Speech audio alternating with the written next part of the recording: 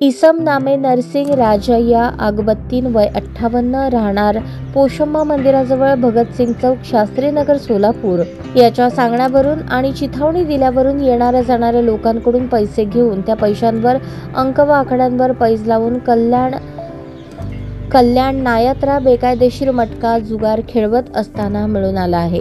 त्यामुळे यातील फिर्यादी गुन्हे शाखेचे पोलीस शिपाई वसीम इसाक शेख वय 36 यांनी सदर बाजार पोलीस ठाण्यात दिलेल्या तक्रारीवरून आरोपी नरसिंग राजय्या अगबत्तीन याच्यावर पोलिसांनी महाराष्ट्र जुगार कायदा कलम 12 अनुसार भारतीय न्यायसंहिता कलम 49 नुसार गुन्हा दाखल केला आहे।